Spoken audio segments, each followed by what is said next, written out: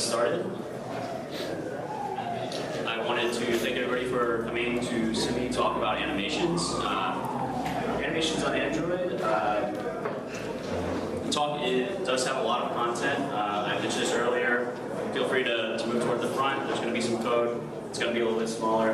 And I am actually going to go pretty quick through this just because there is so much to talk about on Android. So, a little bit about myself. My name is Dallas. I work at... Sorry, just 1 second. Animations. And that one of the lines.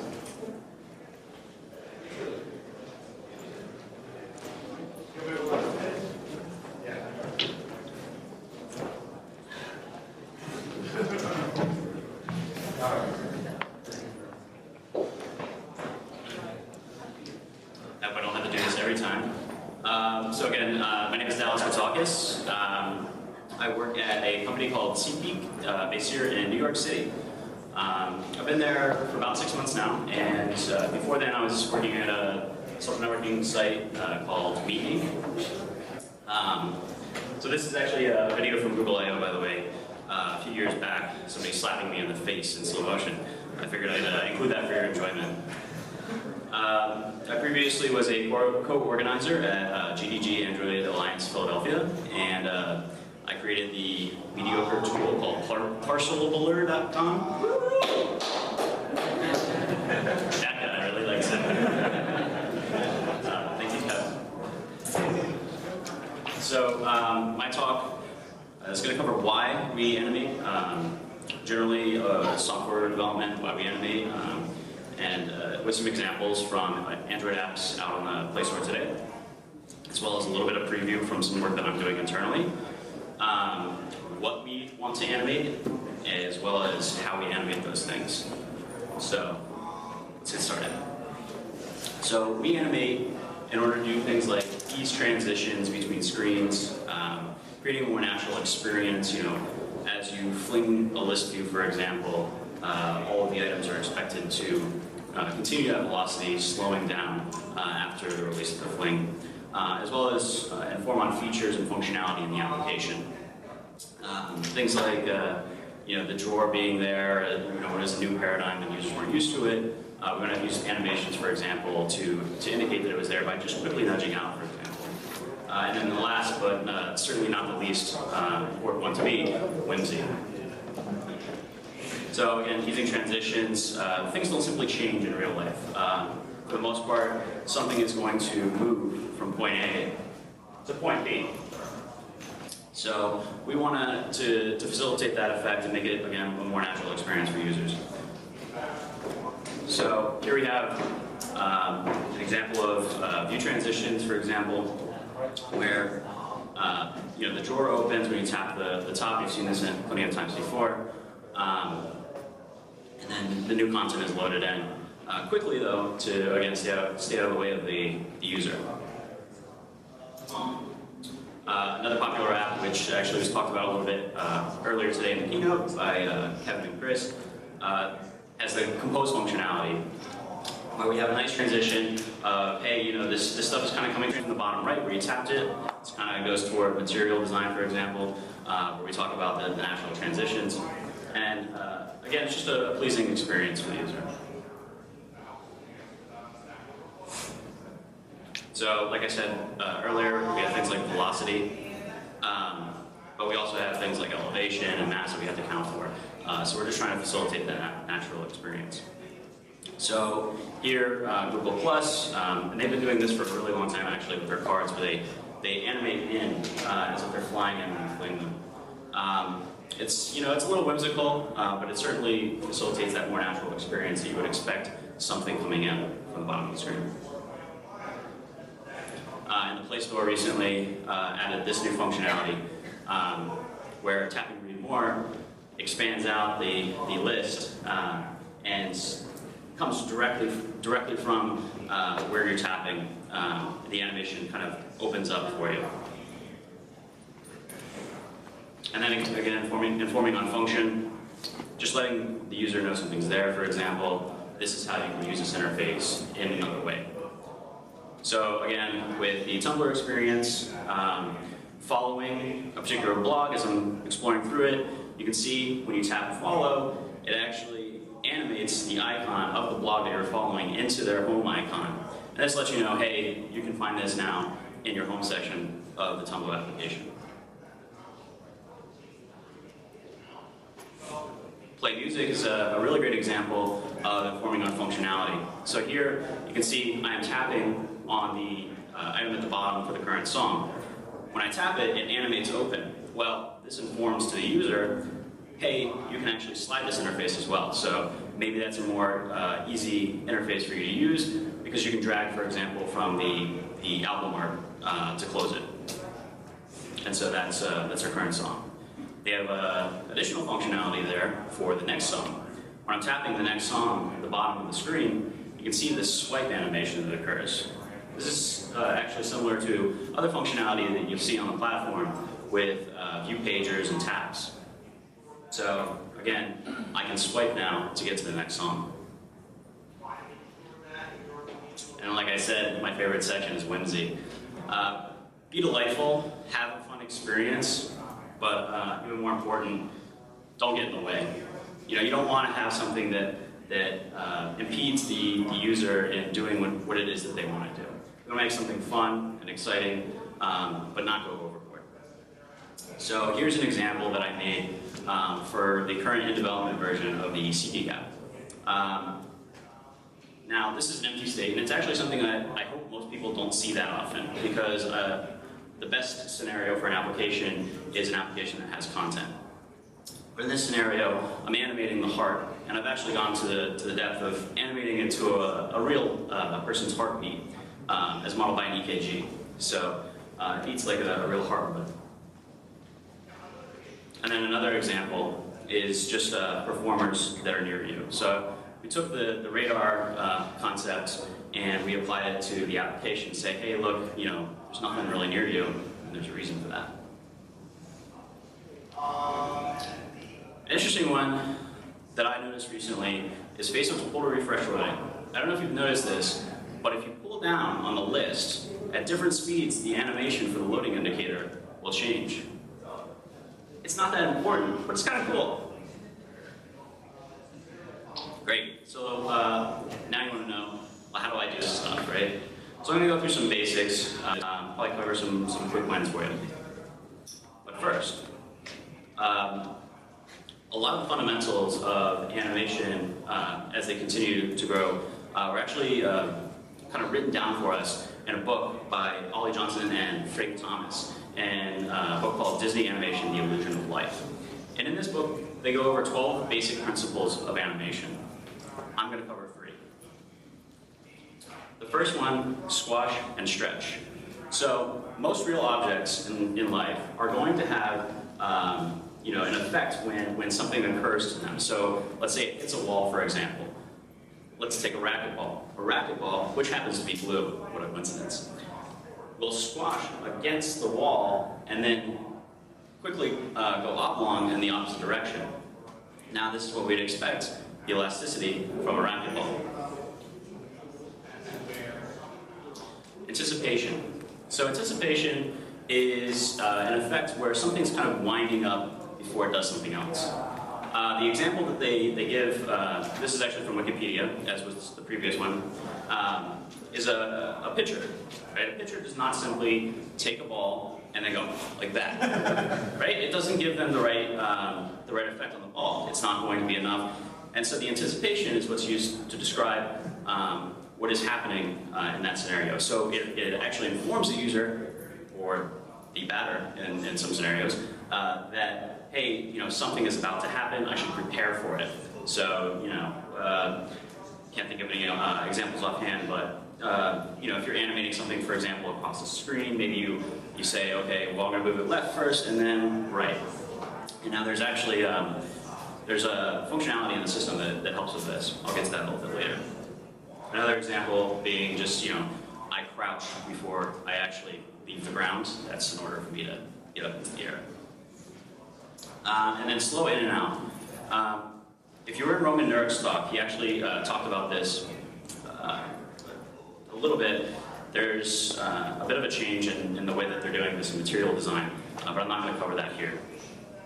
But basically this effect is, again, kind of like taking on like the gravity of something, for example, where an item slowly accelerates to its full speed, and then is going to come to a slow start, or excuse me, a slow finish. And you can take, for example, a car or a bike, right? When you get on your bike, you don't immediately go 20 miles per hour, or however fast it is that you're going. You have to speed up first, right? So that's again relying on the nature of real life objects. Oh, and so I mentioned Chet here. Chet gave a great animation talk. I have that at the end of my slides as a reference, which again I will also share this presentation afterward. So, what should we animate? Everything, right? I'm the animator, so the animation guy. I'm going to tell you that. No. So actually, I'm going to say not everything. There are a lot of cases actually where maybe you don't want to animate something. Let's say your application is all about quickly being a utility for the user. You definitely don't want to get in the way. You just want everything to be there as quickly as possible, and you should be that way. You should not delay them from getting what they need. So we're going to animate when something changes, maybe, like I mentioned earlier in Tumblr, if you follow a blog, for example, or if the screens are changing. And again, that's something that the platform actually provides for you for the screen transitions. That's the activity transitions. Again, that's something I'll talk about a little bit later. You want to hand that functionality. The drawer topic that I mentioned, you know, basic gestures, things like that, like Google Play. Or you want to show off. A little bit of heart beating or radar doesn't kill anybody. So, what can we do with the Android platform? Well, some of the basic things that we can do, alpha, so making something transparent, for example, going from fully opaque to fully transparent or what have you. Scaling, both X and Y. Rotation on the X, Y, and Z axis, as well as position. In reality, we can animate just about anything we can think of, and there are still tools that will help us with this.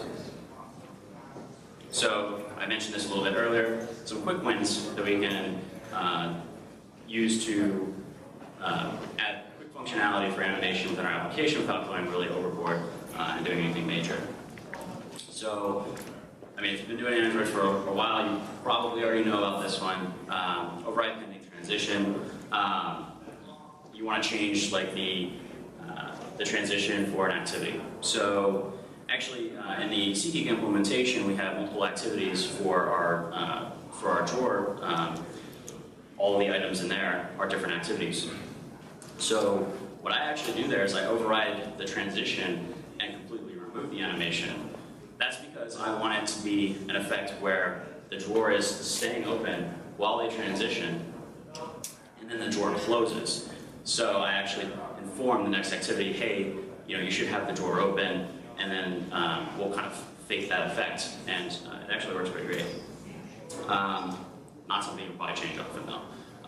One of the key reasons that you probably don't want to change this most of the time is because, again, animations inform on functionality and what's actually happening.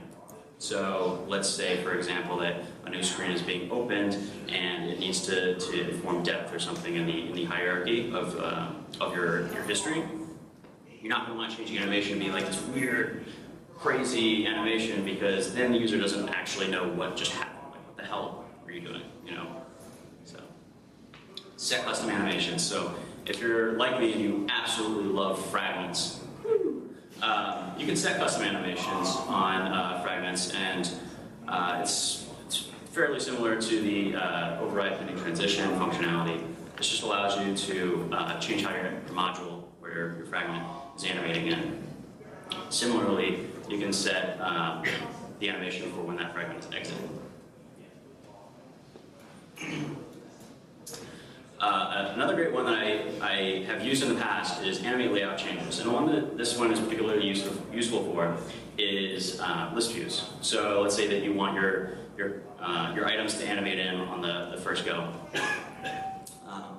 All we have to do is add animate layout changes equals true to our XML, and then suddenly we have animations for addition and removal on a list view, a linear layout, or a relative layout. Now there are some peculiarities here, and this is not going to get you the effect that Google Plus has. There's some minor nuances in how that works, but basically, because list view is recycling views, it's not going to register that as like an add, addition, and removal. And then we can set custom animations to use for that particular functionality by calling set layout transition, passing some arguments. You guys can look that up a little bit later. Another great one is if you use selector drawables. Selector drawables enable us to switch between multiple states, you know, if a button's pressed, if a button is disabled or what have you. But in particular, in the press and unpressed state, during that transition, we can say at the root node selector, we can add these attributes and just say, you know, 250 milliseconds, I want them to fade between the two states, and now we have a nice transition between those two states, and it looks great. So some more complex stuff. Now this gets into more of the stuff that you saw actually in examples. Excuse me. So, ObjectAnimator. The basic features of ObjectAnimator, we have duration, we have what's known as interpolators, we have set functionality, which allows us to play multiple animations, either sequentially or in parallel, also known as together in the API. We have listeners for like the beginning of an animation, the end of an animation, I believe the repetition or restart of an animation, and cancel.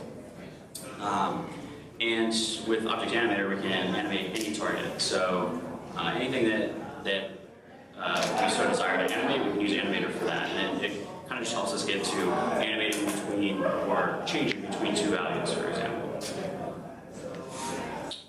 So a quick example here, and this is, you'll see that some of these things look like a lot of code. ObjectAnimator here, I'm animating my view, which can be any view really. And you see the second parameter is alpha. This is going to 0 from whatever it currently is.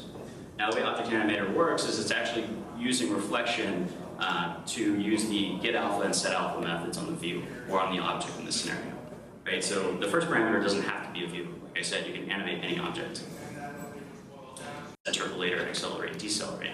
So accelerate, decelerate is slow in and out, like I mentioned earlier. I also have a listener at the end here that says, hey, once this animation's over, I actually want to get rid of the view, make it gone from my layout. So adding something else here, translation to X. I mentioned earlier that this has set functionality, so this allows us to animate multiple values at the same time. So here I'm just adding another parameter. I'm removing that earlier start call. I'm adding the translation X, moving it up by 100, and then playing them together and starting at the end. There it is. Sorry. Okay. Same concept, basically. In API 16, 4.1, setting layer type to hardware will increase the performance of most functionality. I think there's a little edge case here with alpha. I don't recall offhand what that is. I think alpha doesn't work so great with hardware there. I could be wrong there. So again, I mentioned any object can be animated. So you know, I have a view, for example, it's like pancake count. I don't know. I like pancakes, what can I say? So here I want to animate the pancake count to 20 over a period of time. And so, like I said, it's going to use reflection here to animate this value. I have grayed out here to add some butter and syrup, that's what I like, and then just start the animation. So that's going to animate over 250 milliseconds, adding more pancakes. So we might have the functionality of like drawing extra pancakes. View property animator. So view property animator is a Fluent interface which was done to make animating views a little bit easier than using ObjectAnimator. It has a lot of the same functionality, but it is missing a few things if you're looking for like repetition, for example. So here you can see I have myView.animate, which is it exposes a view property animator, and then I call it alpha 0, which will tell it, hey, you need to animate your alpha to 0 few additional pieces of functionality which corresponded to my other animation, just for demonstration. And then here at the end, you don't have to call start. It's actually going to run this animation at the next animation event that occurs as the system deems it necessary. Again, just adding translation X. Quick, fluent interface, super simple. And hardware acceleration with layer. So I mentioned interpolators a little bit earlier, and I was talking about slow in and slow out. So interpolators, basically, you're going to give it a value, and it's going to say, okay, well, 0.5 actually, based on my calculation, should be 0.7. And I'll show this a little bit better with some graphs. So a linear interpolator is, over time, going to animate in a direct line to 1 with the amount of time it's occurring. An overshoot interpolator is actually going to animate the value beyond our max value. Now, this is kind of useful, like, let's say you're holding onto a view, you've pulled it down from the top, you're holding onto it, and actually this is kind of like pass functionality. You let go, and then it kind of springs back, and quickly it's going to overshoot where it originally came from, and then settle back. So that's what we see here in this graph. And then another one, like I mentioned, slow in and out. It's going to ease, and then accelerate, and then slow down again. So, some slides mixed up. Let me go back. All right, tips, tricks, and gotchas. So, here we have, this is a demonstration of X or Y rotation.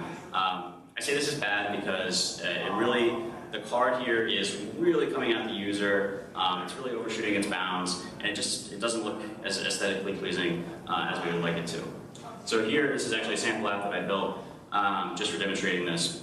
Here we have what's known as the camera distance at the bottom. So we can set the camera distance to use for the animation. Now what I'm going to do, currently it's at 3840, which is just twice the long edge of the device. I'm going to take that from a 2 to a 10, so it's just a multiplier here. Now the card looks a lot better. So one gotcha is if you have a listener, for example, using the view property animator, and we have something, for example, at the end of that animation, we're going to animate the scale back down to its original size. We have this code here that's like on animation end, scale it by half, and then begin animation. This is a gotcha because the animator is actually going to hold on to that listener. It's going to keep executing it every time the animation ends. So what that means is you're going to, at the bottom here, we have a scale up. And so it's going to scale up, and then it's going to scale down, and then it's going to scale down, and then it's going to scale down, and it's going to scale down, and it's going to scale down. And so what we want to do there is set listener null inside of our animation listener. Another one is view clipping. So what you want is on the left, right, where we have something that is coming outside of its bounds, the yellow being the background, the container of this green view. And what you end up with when you're trying to animate that, the rotation, is something that's clipped at the bottom because the parent container does not take it all the way out, or excuse me, does not draw outside of its bounds. So I just said that. You want to refactor it? Well, I can refactor my layout for this one. There are some other ways to do it. I'm not going to cover them. They're a little more complex and not available in the layer APIs. So just to repeat, that's what we want. That's what we've got. So what you've got is something like a frame layout, maybe with a linear layout, and inside of there two views, for example. And then we've got the green one, which is overlaying the red one, and doesn't draw outside. Okay. So I'm just going to quickly change that. The green one's at the bottom of the relative layout, and now it can draw appropriately. So just again, we have a linear layout with background yellow, and now we can draw outside of that because they're all siblings, and the green one is going to be the topmost in our animation. So this is what I said I wasn't going to cover. Here it is. View overlays available in 4.3. API 15 is where we're at for the majority, as was mentioned in the keynote. So And as far as I know, there's no support libraries for this functionality. So I've actually never used it personally. Another fun one that I had the pleasure of dealing with is an issue with view compositing. So video view, if you're drawing a video on a screen, let's say that you're Vine, for example, and you're drawing a video on a screen where that thing needs to be animated in some fashion or needs to be moved around the screen, for example. Video view extends surface view, and surface view is built to be performant, but it's not built to be moved and made with. The way it works is surface view actually punches a hole through the window, and the video is actually rendered behind the activity and behind the window. So, for example, if we're Vine and we're scrolling down the list, we're going to see this black edge because the video can't quite keep up with the movement. Another example is if we're trying to rotate that card in some fashion, what we want is on the left where the video actually rotates in proper perspective with the card, and what we've got is actually the video that's just kind of staying still while the card animates around it. So we use the texture view instead in this particular scenario. Now texture view, like I said, is a little less performant. It gets us to the point where we can do those animations and have a really nice looking app. So some backward compatibility quickly for you. I think this was mentioned in one of the earlier talks. 9-old Androids. This was developed by an engineer, Jake Wharton. It is an open source compatibility library that has support all the way back to 1.0 of Android. I've not developed for 1.0 and I cannot say for sure that this is true, but I trust them. So yeah, there's a lot of things that are there, view property animator and so forth, and just super simple to develop with if you are developing before 4.0. So some homework, and these are things that you'll probably want to be on the lookout for as we continue our evolution of animation on Android. Something that's not quite ready for the masses just because a lot of people are still supporting 4.0, 4.1, so on. Transition Manager. I believe this was announced at last year's I/O, or maybe I think it might have been last year's I/O, maybe the year before. But this just is built, I think, to try and simplify the animation between two view states. So let's say that we have two different layouts, and we want to animate between those, and we have IDs of similar objects. This guy is just kind of there for helping facilitate that. I took a quick look at it. It wasn't the easiest thing for me to get into, but again, this is your homework, not mine.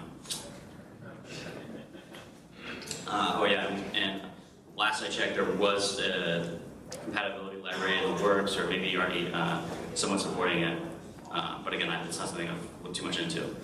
And then material and L, obviously this is a lot of new hotness. I think Roman mentioned some animation stuff in his talk earlier today. A lot of these things are going to be doable even on earlier platforms, but it's going to require some compatibility and support. But again, it's an exciting time to be animating for Android. So some things real quick. I mentioned the 12 basic principles of animation earlier. You can check that out on Wikipedia, or you can buy the book if you want. It's a really slick looking book. It's pretty heavy. And Chet and Romingi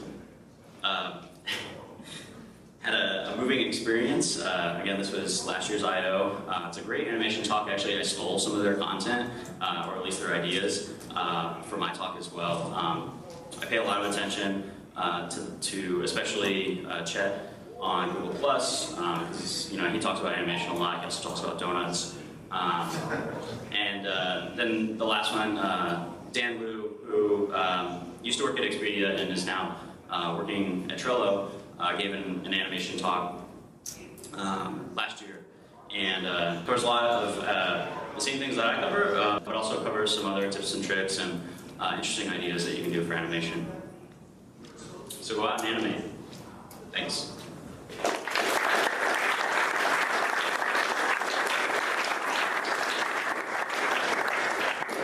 I think I can take some questions if anybody has them. Mr. Grant in the back. You were talking about your drawer activity transition, and how you said that when you launched a new activity that you started the new one with the drawer already open. Do you have any other examples of where you have to do some weird things in animation that don't really make sense? Weird things in animation that don't make sense. Let's see. I actually feel like this does make sense because I feel like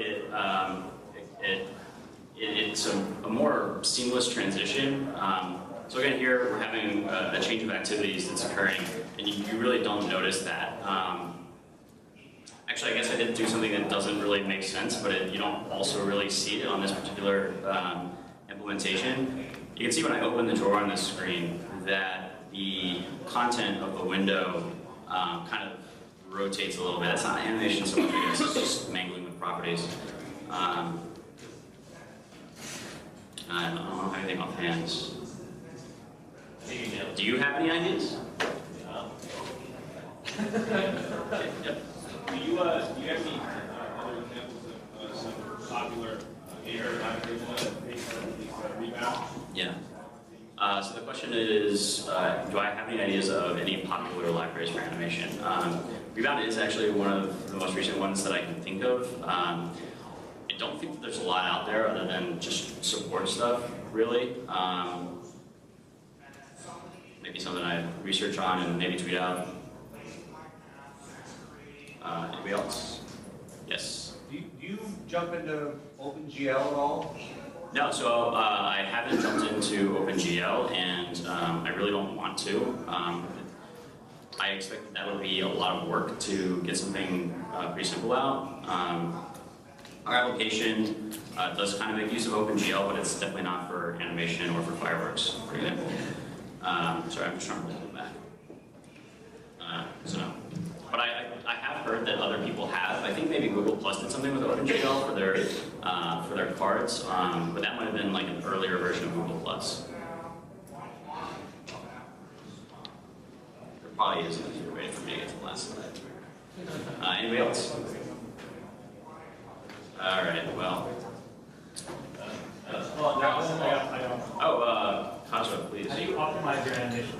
Can you do like the regular overdraw stuff with it, or what do you do?